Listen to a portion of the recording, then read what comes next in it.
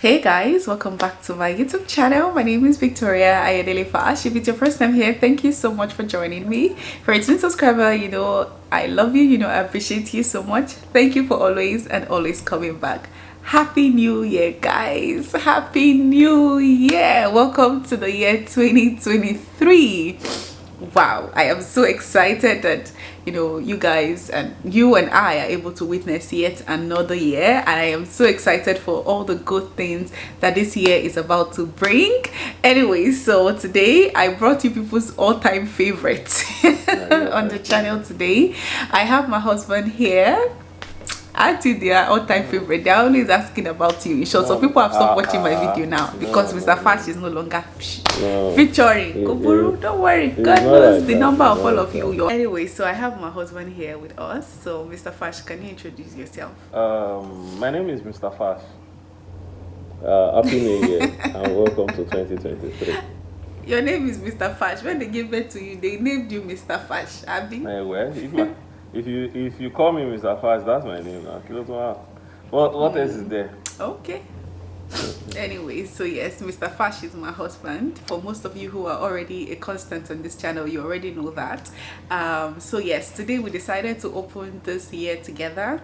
I wanted us to start the channel together for the very first video of this year, and just basically to have some conversations. First of all, someone sent me a message on Instagram. I'll try to answer that, but before we get into that, okay, if you watched my last video on this channel, we were talking about, I was addressing something or a comment that someone made on my channel about why are you laughing, babe? When you say we were talking, I wanted to ask you, you were Italy, but you have corrected yourself, so we are good to go. Anyways, guys, so in the last video I was trying to address a comment that someone made on my channel about our long distance marriage, and how I am opening up my marriage to the devil and stuff like that, and I already addressed that. But in the comments of that particular video, a few people were still kind of saying certain things, not directly to me, but basically just being worried about living men and stuff like that. And I think that maybe because I was the one addressing it, many people may not get the full picture. So today I want us to discuss, and I want me and my husband, and I want to hear particularly from my husband, right? Let us hear from a male's perspective, because this narrative of men cannot be on their own, men cannot be left alone, men cannot be trusted, men have to cheat, men cannot control their sexual urges and stuff like that. I want us to address that in this particular video, and that's why I brought him here. Since he is a man, let him come and defend his gender. Okay. So yeah, so babe, I know we discussed this after you watched, I don't know, did you even watch that video, the one I made? Yes, I did. You watched the entire thing? Yes, sir.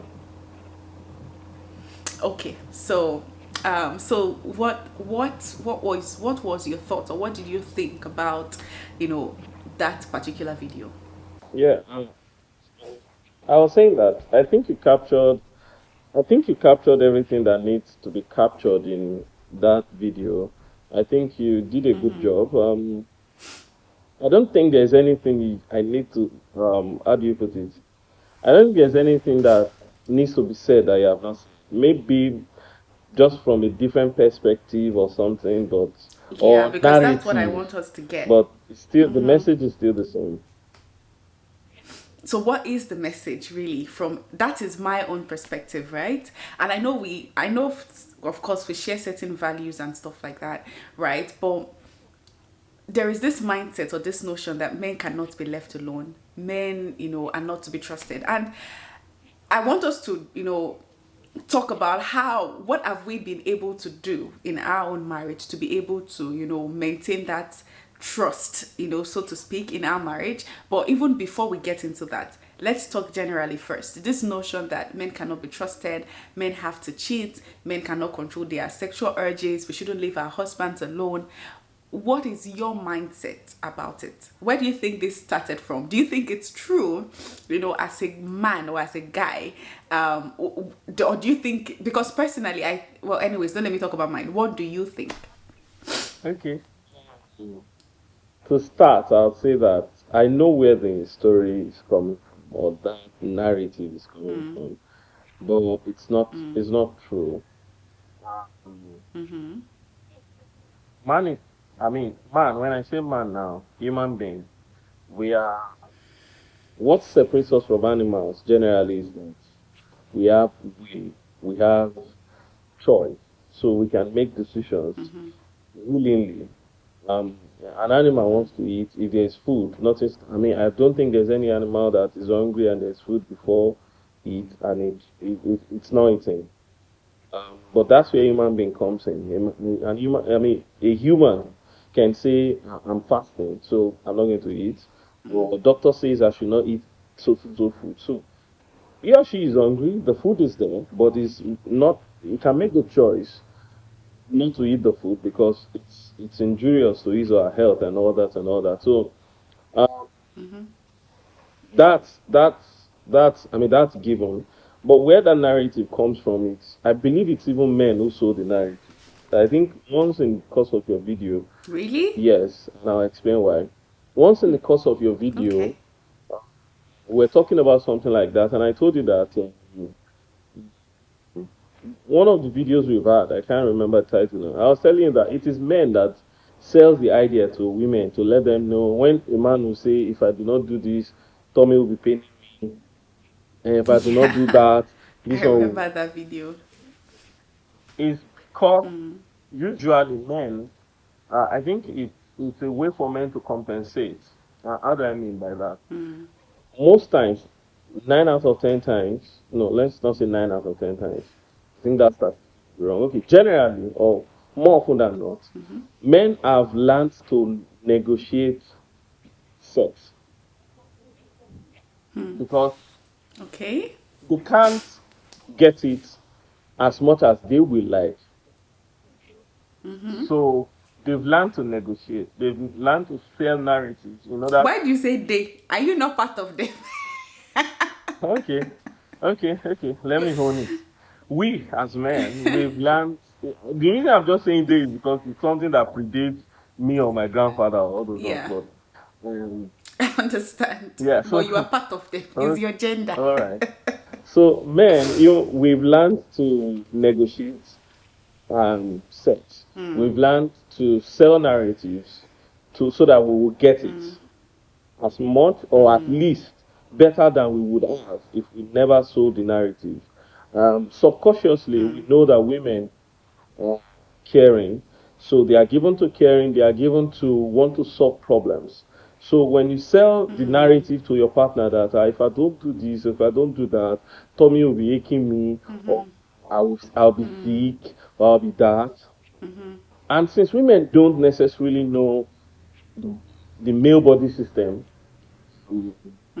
they get to believe those things. So men are So are sold. you saying those things are false? Are you saying it's a lie? I don't think there's any truth to it. At least from my own experience, Okay. I don't think there's any truth to if you do not have sex, you have stomach ache or you fall ill. I don't think so. Because in the last video we did, the one we spoke about this issue, your response was not. It was, of course, you didn't. You mentioned that it was like something a man sold. But you also said there was an atom of truth No, I said in no. it. You asked if blue balls was real, and I said it Oh, was okay, real. okay, Huh. But I okay. remember that in the video I also said that nature has its way of relieving. Yeah. So that's the thing. So over the years, in order to propagate that narrative, I'm really breaking a lot of myths saying this once, but in order to propagate that narrative, men have lived that life. Yeah. So you see a man whose wife had to leave him for whatever reason, take on uh, what do you call it now? Start an affair to justify that claim. It's not that he can't do without. He will not. He's not going to die. We have monks. They are male, aren't they? And they have the old gene.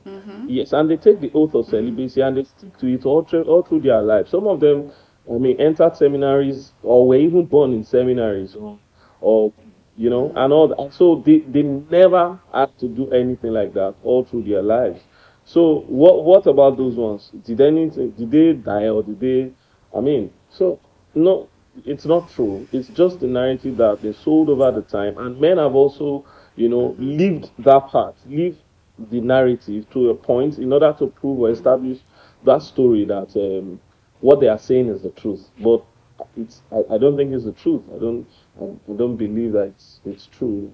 Men cannot do without it. So over the years, because of women have, have learned, and if you understand that most of these narratives is still mostly African thing more than the Western world, because Western world there's a bit more of enlightenment, so certain claims cannot be made anyhow. But you discover that our moms and whatever, they sometimes not through any fault of theirs, they don't know better, so they have, they've internalized that Yeah. narrative and they sold it down over the years. So people have learned to believe them, and because men too will, because of the advantage it will give them, propagates the life further. So a guy, I mean, who has someone they are dating, or a married man who had to be apart from the wife for a long period of time will, step out and all that and blame it on, no, I'm a man, I cannot. Do you understand? So I think that's where that narrative comes from. Wow. It's just, I think it was something developed. I don't think it was consciously. Maybe it might be, but it was something developed in order to compensate or to make, sex more readily accessible for them. So that's why you see Interesting. or you hear women hitting their men and saying, no, my husband, oh no, no, this one, no, my husband, and my husband. Yeah, because sometimes it's really, really strange. I don't think strange is the word. I think it's unfair, right? You see women being so, oh, I don't want to keep my husband starving and stuff like that. And I know we've had this conversation before as to, do men want, sex more than women? Naturally, Do they have more urges than women? Because I feel like, biology. but is it really true though? Yes, Because I think yes, that bodies are different. There are women who actually like it more than men, and there are some men that don't really have. I think this is just pure biology. that's If what I your said body is now. made up that way, it is. Yeah, but you think biologically, men are, of course, we are not biologists, but we're just talking generally. No, but Men want it more than yeah, women. I think okay, no. Oh, When I we think it's say true, Sha. when we say men wanting more than women, is that it's not that there cannot be extra circumstances where the woman will have an unusually high libido, and so the man will probably run. And because the biological nature of man is that he needs a bit of time to recover, which does not necessarily apply to women.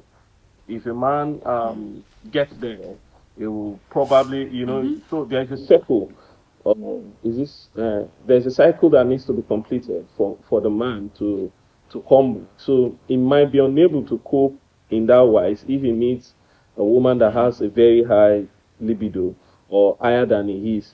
But you also discover something, which is why I say biologically. I mean, something is an experiment that has been carried out that a male can meet with more than one female per day. If you give, that's why even relationship counselors will say stuff about women being different versions for the man. Of That's just themselves. biological programming of the male. But there, for different reasons, there are certain times when it's possible that the woman will demand more. I mean, it's been said that sometimes pregnant women at certain points, so there are certain instances where maybe due to hormonal thrust or surge, maybe, but generally speaking, men want or think of sex more than women do. Women. I see. So you're saying that our culture has made it seem, because even the lady who sent that message to me, she kept saying, oh, what her mom told her, a woman should never leave her husband.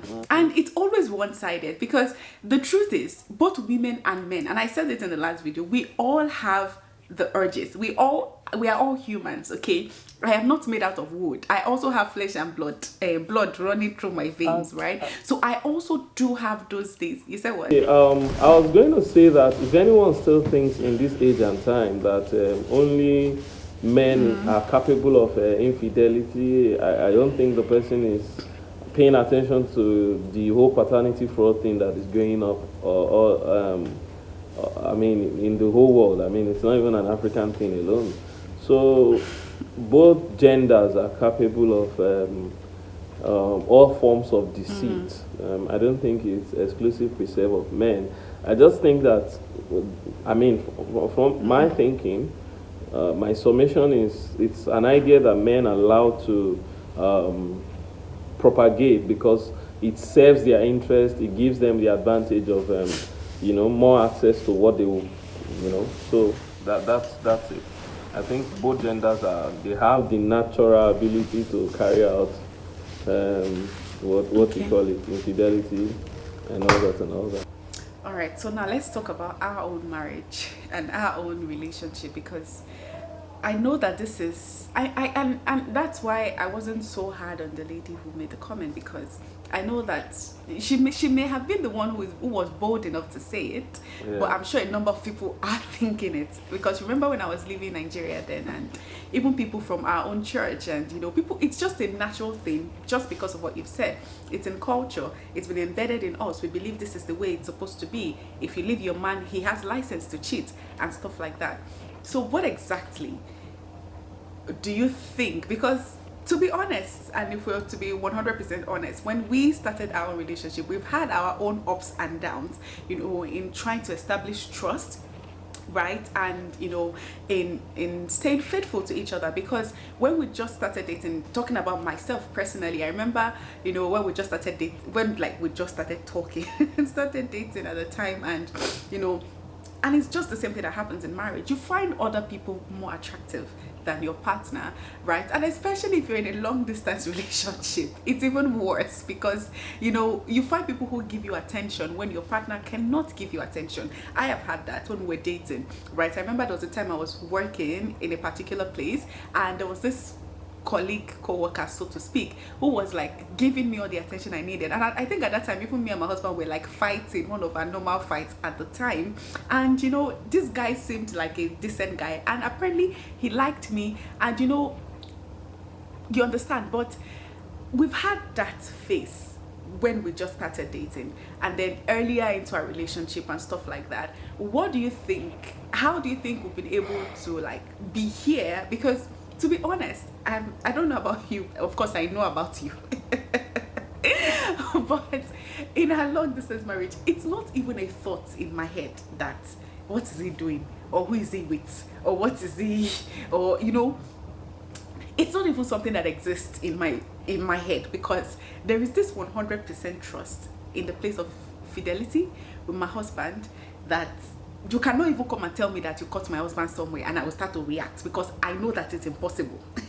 That's just fact. And it's not because, it's not because I feel like, oh, my husband is one Superman, or he does not have feelings, or he does not have emotions, or he cannot be attracted to other people and stuff like that. Remember what I said, that a person that wants to cheat will cheat, because naturally as humans, this flesh that we are created is always looking for things that satisfies the flesh. Okay, the other day I was having pains, and I knew that it's because of the sugary things I was eating that was making the pain worse, right? But there was this sugary thing that was entering my eyes, and it's that thing go I wanted to eat even whilst I was in the pain. You understand that it's just the way our body is. We have a fallen human nature that always wants what is not good for us, right? So my husband is not a perfect man. He's not a spirit that will not be moved and stuff like that. That is not what I'm saying. But and neither am I also, okay? I'm also a human being. I told you, I just give you guys an example, right? But there is also the spiritual aspect of it, right? There's also, the decision-making aspect of it, of, okay, this is my person, this is the person I choose to be faithful to. And I'm talking from my own aspect. And also discipline, because trust me, and I keep saying this, you don't cheat by accident. You don't mistakenly cheat. No, normally cheating starts from the heart. It starts from, okay, maybe maybe you are not finding your partner attractive anymore, or maybe you've started to talk to somebody, you've started to build emotional connection, you don't set boundaries, and which was something that we had to discuss at the beginning of our relationship, especially when it comes to how do we stay true to each other, how do we stay faithful to each other. And we noticed that, okay, somebody has an issue when it comes to boundaries. This is what we need to do, these are the parameters we need to do, and other things that I would let my husband explain. What do you think, babe, are some of the things? Why are you laughing? Nothing, nothing. I say other things that I'm trying to say what a lot, but not say a lot at the same time, I right? understand. Okay. Because I really want to hear from your own perspective. What do you think with everything? Looking at the beginning of our relationship and getting to this place, because I know there was a time that trust was a big issue for us when we just started dating. It was like a big thing in our relationship. What do you think has helped us to grow to this place that we are in, where it is like, for me, or at least I can speak for myself, it's like 100% peace, right? In the aspect of infidelity in marriage and stuff like that. What do you think is are the things we've been able to put in Okay. place? I think it's a combination of several things that helps people uh, stay faithful. Not people, us. I'm talking about us now. I know I'm building from Oh, there okay. that Okay. generally speaking, as human beings, you you you, you have there's a reason why there's something called love. So it's most human at least can speak to having been, you know. But for us as people, I think it's a combination of several things. Number one, we identified our weak points. What do I mean by weak points? Everyone has something that makes them susceptible to mistakes, to errors, and all those ones. So you have to tidy all those areas. You have to discover that, okay, if for instance I have a problem with keeping boundaries, I have to learn how to draw boundaries. I have to learn how to not keep certain relationships if it's going to be a problem, because that's just that's just wisdom. I mean, that's aside from the Yeah. decision aspect. You have to come to a point where, I mean, I think we got to that point that we decided, and speaking for myself now, I got to a point when I decided that this will not be a problem in my relationship and in my marriage. That from this point, and I think if I talk deeply into it, I'll have to make, I think we um, need to talk. I'll have to talk. This might You I need to think we need what? to talk deeply into. We cannot escape talking deeply into it, because people always assume that because I have decided that I won't cheat on my spouse, then it means that I will not cheat on my spouse. But it usually goes beyond just deciding, right? Because I remember, then you used to tell me like, this is my reason, this is the reason, this is what I'm looking at. I know you used to talk about, the generational thing, and you used to talk about certain other things, right? So I don't think we can talk about this, because I don't want people to leave here thinking that, okay, I can decide that I'm not going to do this. Because again, we Okay, are humans, we are flesh. Sometimes we are not happy with each other, and life will present options to us, right? And to be honest, the arm of flesh will fail, right? So, yeah, sorry, go ahead. okay. If I'll pick it from where she stopped, I'll first say, as Christians, we cannot be unaware of the devices of the enemy. So you have to understand that mm, every desire that you have can be used for good or bad things. If given room, any desire that you have, any desire at all, I'm not even saying sexual desire, any sort of desire can be manipulated wrongly. And as believers, you have to submit to the word of God, because it's not enough to decide. Because I think I struggled with that as an individual. I I mean, I've always been this kind of person that likes to say, I'm not going to do this one, and it's solely based on my decision. But I got to realize that there's very little I can achieve by just deciding, because there's a part that my mind plays, there's a part that my body plays, there's a part where the devices of the enemy plays. So it's not only about me. choosing to. Because how many times have we chosen, or as individuals say, I'm not going to commit this sin, I'm not going to go back into this sin, and yet you keep going back into it. You have to first understand that one, I am not going to commit this particular sin because it is wrong. God does not want me to. Then, two, you need to derive your source, your strength from God. Apostle Joshua Salman used to say that in this kingdom, we we excel on the basis of our illumination, which means the light that comes from the knowledge of who God is, the Word of God, and all that one. Now, if you have in-depth knowledge about same things, it makes it a bit, which is the illumination spoken of. It makes it, you have deep understanding that this is not where I'm going to be, and how do I put it? It helps you. It sets as the foundation of your strength, rather than your discipline, or your personality or your decision. Because let's put it this way. For instance, now in every other things, I know that we're talking in terms of marriage now, but I think it cuts across. But yes, I understand that we're talking in terms of marriage now. In the sense that if, for instance, if I say I'm not going to steal a certain kind of amount, and I have the opportunity to steal it, what's stopping me from stealing it is is it The discipline? Do discipline. I think that by discipline alone I can avoid it? If I know, I mean, let's put, I mean, we were still discussing a few days back about Joseph, that regardless Yeah. of what Joseph did, when Potiphar's wife tempted him, he said, how can I do this great sin and sin against God? So you have to get to that point where you realize that this one, this one, regardless of how it comes or whatever form it comes, it is against God. It's God. against what God wants me to do. It's against who I am going to be or who I've chosen to be. So, and most decisions are not easy, especially if it is for something positive. For instance, you say you want to diet, you want to do this or that one, you want to start doing exercise.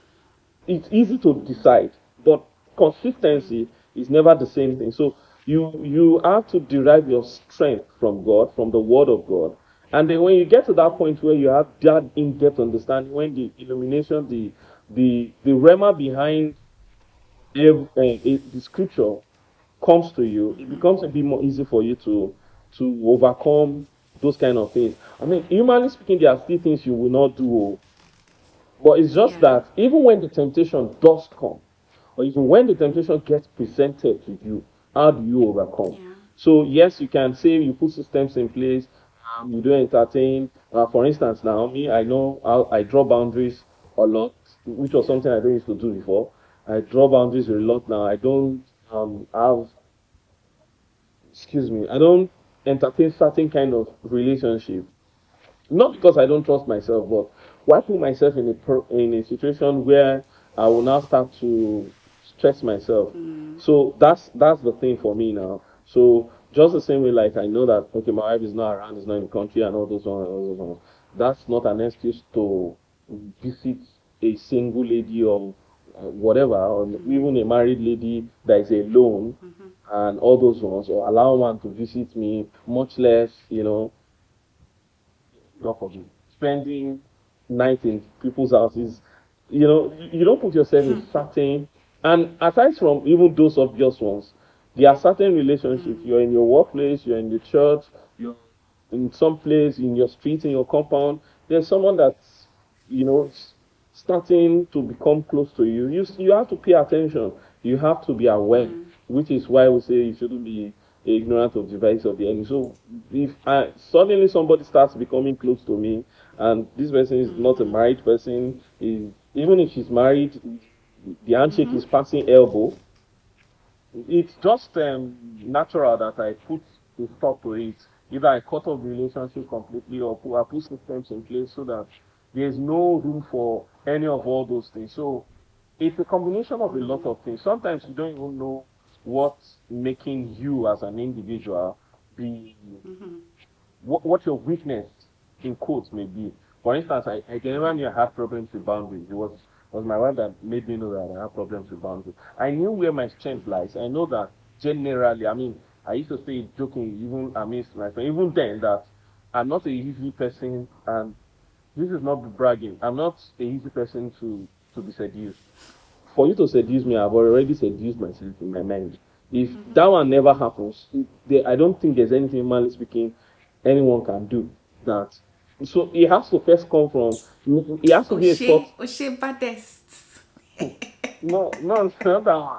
It has to be a thought. That's just my wiring. That's Yeah. not to say that, yeah, one Superman. It's just my wiring. So I have to have first known the thought or the idea before in order for it to happen that way. So, Yeah. so I know that if I do not know this idea or something like that, nothing can happen. But I did not know that people that are close to me, that I've lowered my guards with. Because you With. can be close to a person, you can be some come friends with a person to a point that you don't see them as naturally. If I'm meeting somebody freshly and all that one, newly and all that one, I'm on guard, I'm watching everything. But after a while, if you have known somebody for maybe some months, a year, you guys are friends in Yeah. every sense of the word. I know that me, I lower my guard. Now those are the people that I can have problem with.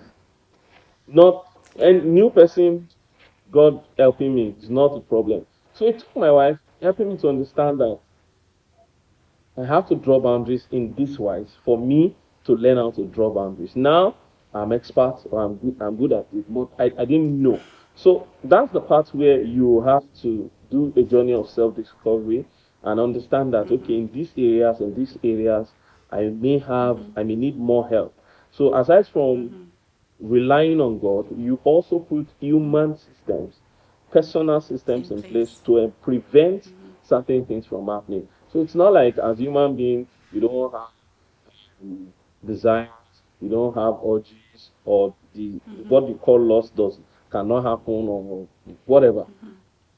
If it's a biological function, you get hungry. It's the same way that your body demands for certain things. Desire for sex. Yeah. Yeah. So you have to get to that point where your body does not decide for you what you do. You be the one that chooses, especially because you do not want to do this great thing and sin against God, like Joseph Sin said. against God. So Yeah. when you get to that point, it becomes a bit more easy.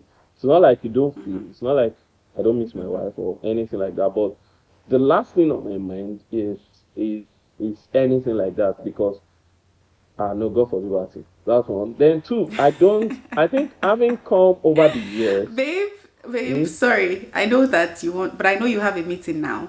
So I want you to go and get to your meeting. So basically, we've talked a lot about the general factors, the okay, factors to put in place generally. But in the next video that we do together, we'll talk more, personally about us and what has helped us to go from that place of not trusting to being 100% trusting each other, right? I need to let him go because if he continues, he's going to miss his meeting, which is I'm sure it's about to start, right? So thank you, though, babe, for what they call it, for indulging us and for sharing your wisdom. I feel like it's you that have the video for today because I'm just here learning from you. Hi guys, so yeah, Mr. Fash had to go and join his meeting. I hope you guys have learned something from this video. Let me know what you guys think about this video. What is your mindset? Do you think it's about the culture, or is it the media? Is it the men that sold this narrative, or is it we women that are actually propagating this narrative? Because sometimes I think that we women are actually the one, yeah, we women are the one who actually propagates this narrative. But maybe just like my husband said, it's the men that started the narrative so that it will suit them. But what do you guys think? Let me know in the comment section below. Did you guys enjoy this video? Let me know. And again, happy new year, guys. Remember to like this video, share this video, subscribe to this channel if you haven't, and yeah, let me know what you think in the comment section below. Until we meet again, I am still Victoria Ayodele Fash, and I'll see you guys in the next one. Until then, have an amazing year. Bye guys.